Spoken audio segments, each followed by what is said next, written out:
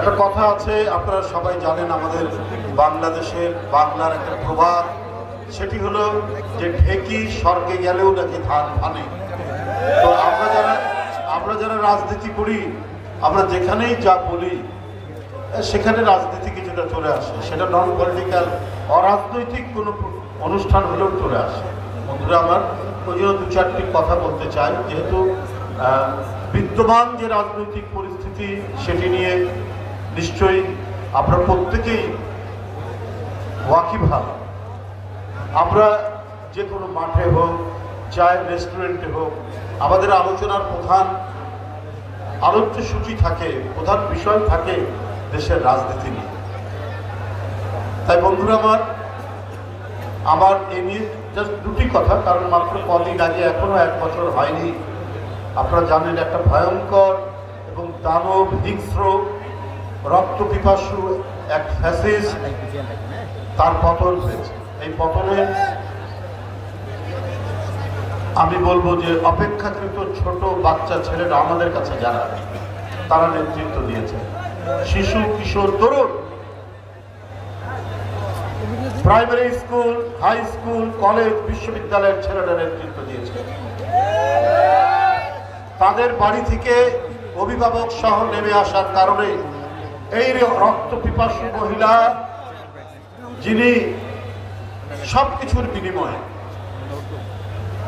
তিনি যদি পারতেন তাহলে 1 লক্ষ কেন 10 লক্ষ লোককে মেরে ফেলেও, হত্যা করেও তিনি তার সিংহাসন টিকিয়ে রাখার চেষ্টা করতেন। সেটা তিনি পারেননি, চেষ্টা করেছেন। যারা বিভিন্ন বাহিনীর কর্মকর্তা ছিলেন তাদেরকে অনুরোধ করেছে যে মিছিল আসছে, মিছিলকে গুলি করে এটাকে থামাও। কে মারা গেল না গেল সেটা দেখার দরকার। তো এইরকম একটি ভয়ঙ্কর রক্তাক্ত গণ আন্দোলনের মধ্যে দিয়ে 5ই আগস্ট পালিয়ে গেছে শেখ হাসিনা।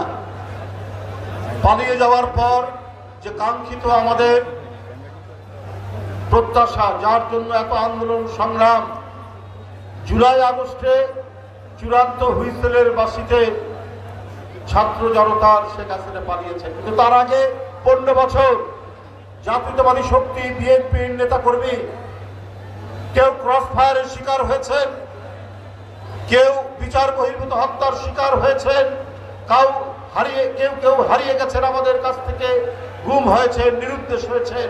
আমরা তাদের হদিশ এখনো পাইনি। আমরা ইলিয়াস আলীর এখনো খোঁজ পাইনি। আমরা চৌধুরী আলমের এখনো খোঁজ পাইনি। এই কুমিল্লায় আরেক এমপি সাইফুল ইসলাম হিরু, তার খোঁজ পাইনি। অসংখ্য বিএনপি নেতা, অসংখ্য যুবদল নেতা, অসংখ্য ছাত্রদল নেতা তার মায়ের কোল থেকে, তার স্ত্রীর কাছ থেকে রাত্রের অন্ধকারে র্যাব পুলিশ তুলে নিয়ে গিয়ে কোথায় ফেলে রেখেছে, কোথায় অদৃশ্য করেছে, তার কোনো ইয়াত্তা নাই। বন্ধুরা আমার, এই দিয়েও বিএনপি গণতন্ত্রের জন্য তার কণ্ঠের উচ্চারণ সে থামায়নি। সে একইভাবে কথা বলে গেছে যে আমরা যে গণতন্ত্রে মানুষের নিরাপত্তা, মানুষের কথা বলা, মানুষের চলাচল প্রত্যেকটি নিহিত রয়েছে। ওয়ালটন আবারও মিলিনিয়ার অফারে ওয়ালটন ফ্রিজ কিনে আপনিও হয়ে যেতে পারেন মিলিয়নিয়ার। মিলিনিয়ার ছড়াছড়ি দেশ জুড়ে, এটা শুধু ওয়ালটনই পারে।